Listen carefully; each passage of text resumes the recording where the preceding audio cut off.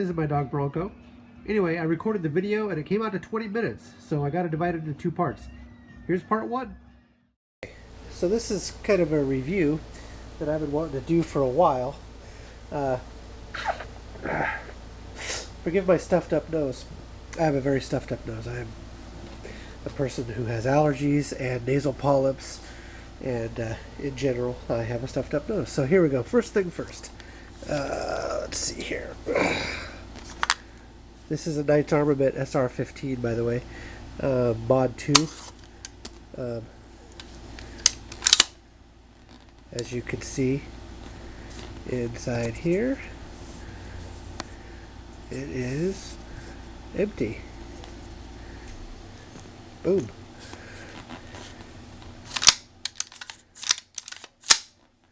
Let me widen this back out.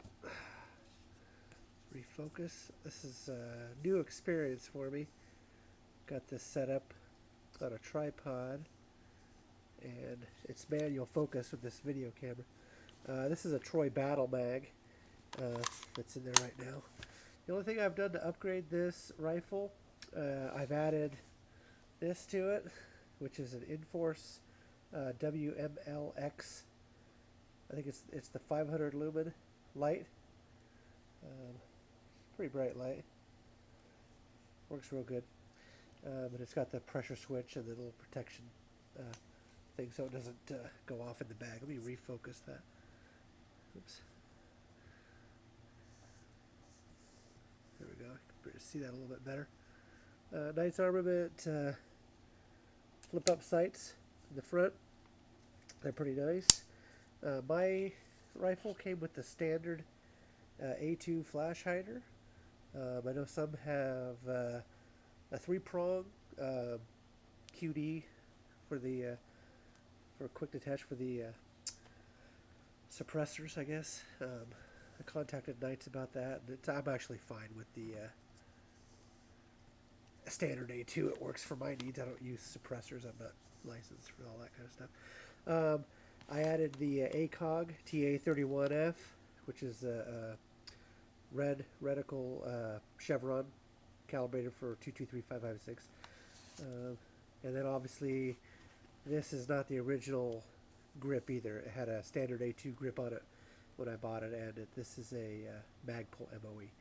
So those are the only upgrades I've done. Still has the original SOP mod stock. So anyway, talking about these Knights Armaments, I don't see a whole lot on YouTube about these, so that's kind of why I'm doing this. I'll eventually get some shooting videos to where people can see it out at the range. It's a pleasure to shoot, especially with that ACOG on there. It makes it a real joy to shoot. Let me just talk about some of the components.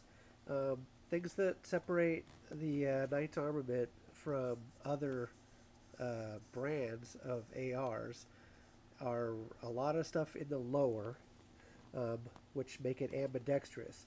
So we have a mag release and a bolt release on both the right and the left. Safety selector switch on both the right and the left.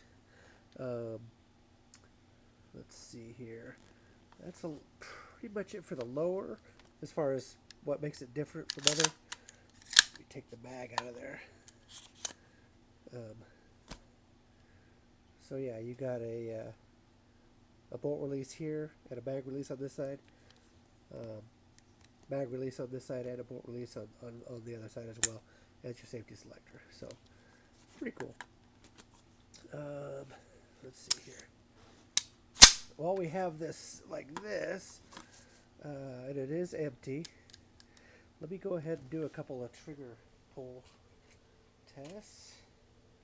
I just have this regular cheap trigger gauge, so should be good. All right, one more test real quick. Oops, let me hold this with my hand. All right, that showed up at just over 4 pounds. That's in the middle of the trigger. I'm sure it's actually probably closer to 4, if not 3.5 at times. But let's see if I get the right spot on the trigger. Like, let's say right about there. Oh, here, let me reset this thing.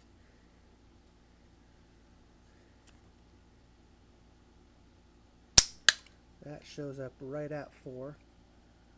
Oops. 4 pounds right on the nose. I think if I did this 100 times, I would probably find that 4 is right about where it breaks every time, consistently. Let me just try it one more time here. Let me refocus. Sorry about the focus. I might forget to refocus that once or twice here, but I'll try to stay on it.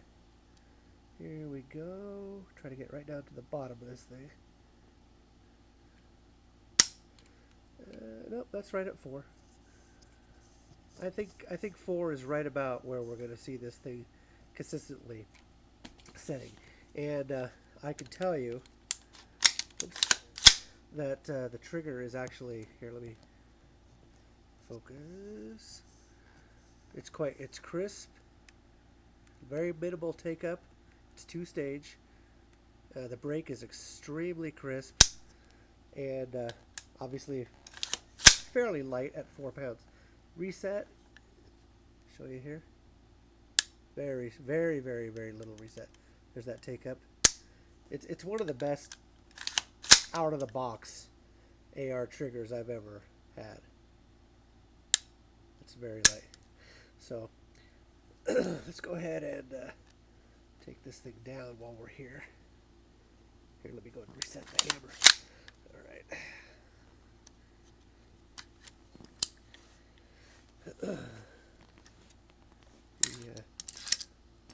The charging handle on this rifle is kind of it's KAC's proprietary charging handle, but it's nice. It is extended a little bit on the one side, so it's a pretty nice feeling charging handle. Okay, the bolt is where we get into a lot of the